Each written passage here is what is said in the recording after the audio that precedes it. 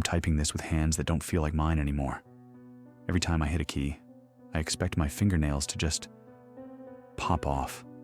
I'm currently locked in the guest bathroom of my childhood home. It's the only room with a heavy brass deadbolt, and I can hear them shuffling outside.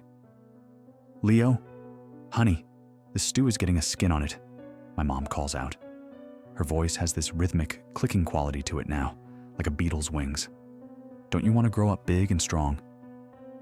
I need to get this out before my phone dies or before they find the spare key. Please, if anyone is reading this, tell me I'm crazy. Tell me I'm having a psychotic break.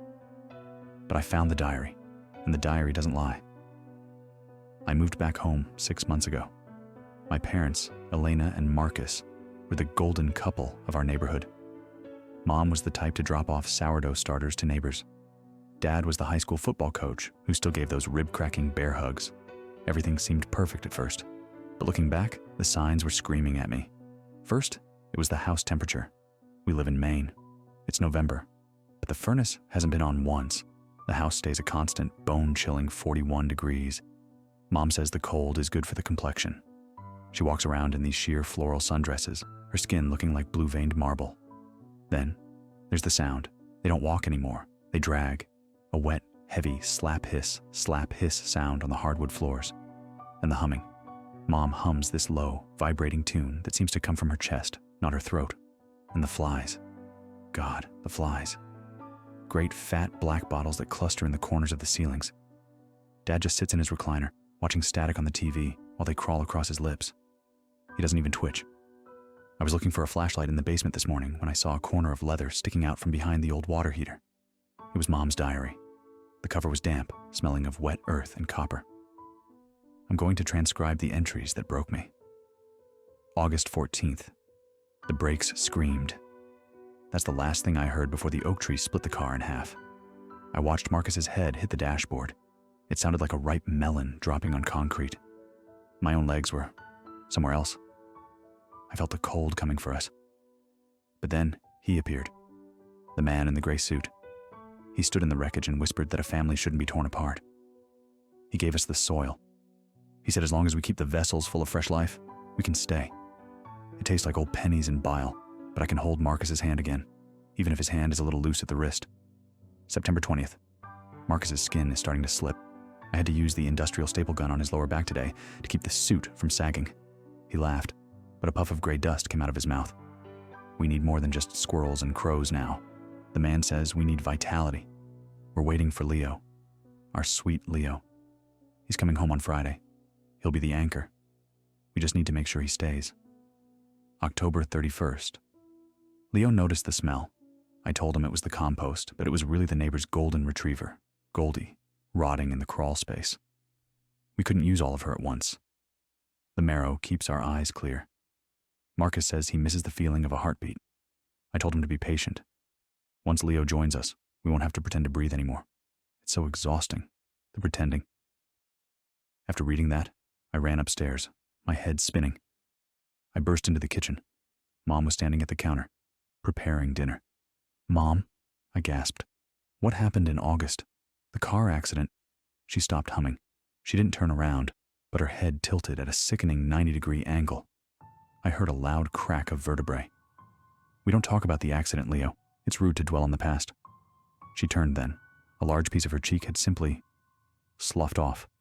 It was hanging by a thin thread of gray sinew, swaying like a pendulum.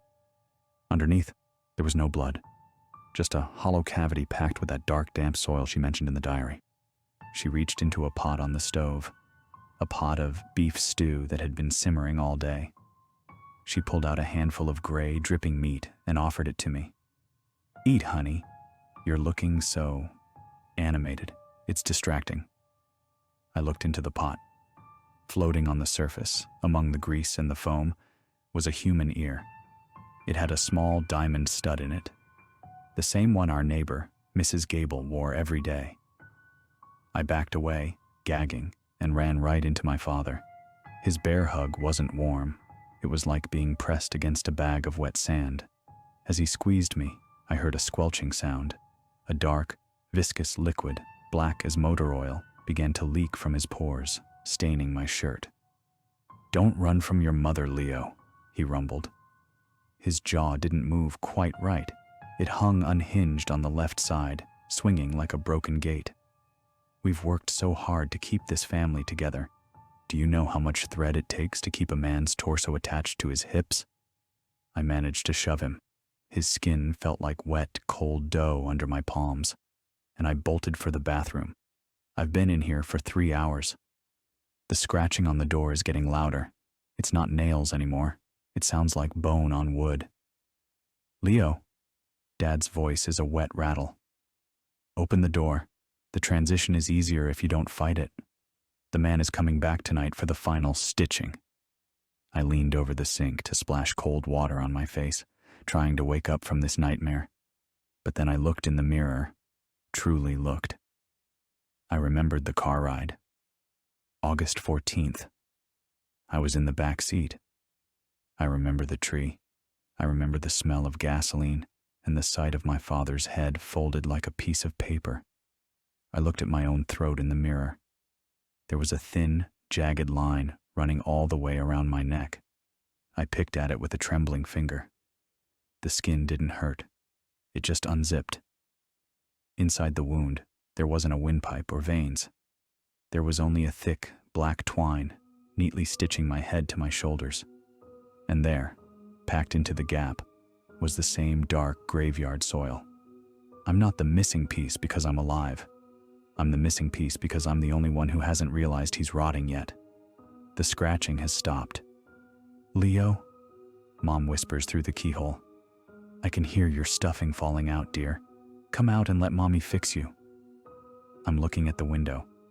It's a long drop, but if I jump, will I even break? Or will I just burst apart like a dropped bag of groceries? I don't know what to do. What do I do? Do I jump? Or do I let her sew me back together? I'm losing my mind. Mom just slid a 6-inch upholstery needle under the door. It's dripping with that black, oily sludge, and she's whispering through the wood about how loose my neck looks. She says she just needs to tack me down so I don't wander off. The sound from the hallway has changed. Dad isn't using his hands to knock anymore. It sounds like he's just swinging his head against the door.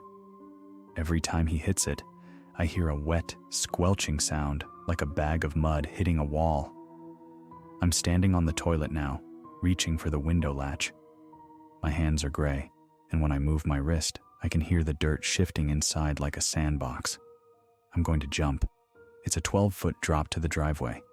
If I hit the pavement and I don't break, or if I don't bleed, I guess I'll have my answer. If my phone survives the fall, I'll update you.